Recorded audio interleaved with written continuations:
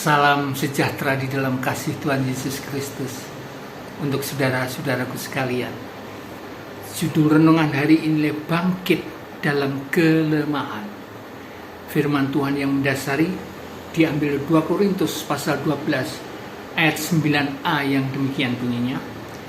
Tetapi jawab Tuhan kepadaku, cukuplah kasih karuniaku bagimu, sebab justru dalam kelemahanlah kuasaku menjadi sempurna. Luar biasa firman Tuhan. Justru dalam kelemahan tubuh kita, kuasa Allah sempurna bagi kita. Yang pertama, pengertian bangkit dalam kelemahan itu adalah di dalam kelemahan, di dalam penderitaan. Justru orang percaya tergantung penuh pada Tuhan Allah, sehingga dia harus bangkit.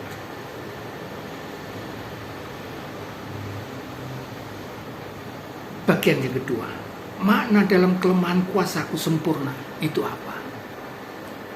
1. Ketergantungan total kepada Tuhan Allah. Manusia terbatas karena dia harus support pada Tuhan, harus minta support dari Tuhan, harus minta pertolongan pada Tuhan Allah. Amsal 3 ayat 5-6. Mana yang kedua? Manifestasi kuasa Tuhan Allah. Kasih karunia Tuhan Allah akan lebih terlihat, lebih efektif justru pada saat manusia itu lemah. 2 Korintus 12 ayat 9. Mana yang ketiga? Kasih karunia Tuhan Allah yang mencukupi. Anugerah Tuhan Allah itu sudah cukup memadai menanggung segala penderitaan dan kelemahan manusia. Secara jujur itu harus diakui. 2 Korintus 4 ayat 8-9. Mana yang keempat? Menjaga kerendahan hati orang percaya ini, supaya dia atau mereka tidak sombong. 2 Korintus 12 ayat 7. Bagian yang ketiga, secara singkat, ini mengajarkan bahwa Tuhan Yesus bekerja melalui alat-alat yang lemah agar kemuliaan dan kuasa Tuhan Allah itu bersinar, menjadi sempurna. Bagian yang keempat, orang percaya sekarang ini mengalami bangkit dalam kelemahan. Harus bagaimana toh? Yang pertama, jangan memaksakan diri, tapi akulah keterbatasan kita dengan jujur. Mazmur 32 ayat 5. Kedua, kita tidak bisa mengendalikan diri segala sesuatu. Kita harus berserah total kepada Tuhan Allah. Amsal 3 ayat 5-6. Yang ketiga, gunakanlah kelemahan-kelemahan kita sebagai kesempatan untuk mengevaluasi diri.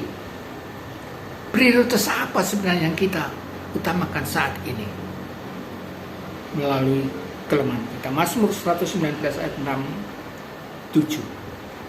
Yang keempat, sadari bahwa kekuatan kita itu berada dalam kemampuan kita untuk bangkit dalam pimpinan kuat Roh Kudus.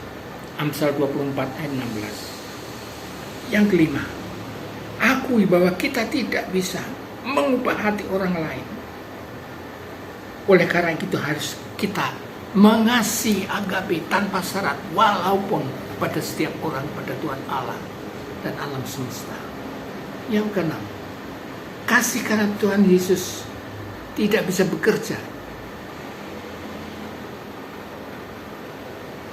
Kasih Tuhan Yesus ini akan bekerja dengan sempurna manakala manusia telah mencapai batas hidupnya.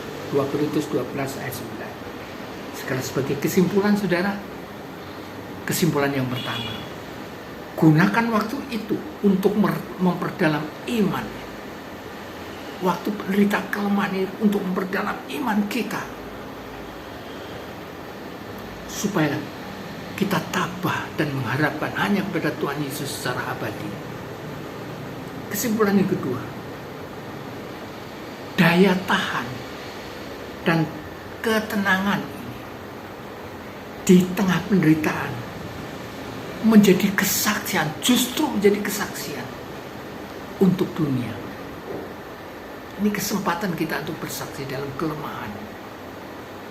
Kesimpulan yang ketiga, hadapi kelemahan kita sebagai kesempatan untuk melihat prioritas apa yang dalam hidup kita sehari-hari. Saya akan berdoa kepada saudara dan Bapak Ibu sekalian, agar saudara dalam kelemahan ini tetap bisa bangkit karena pertolongan Roh Kudus. Haleluya. Immanuel. Amin.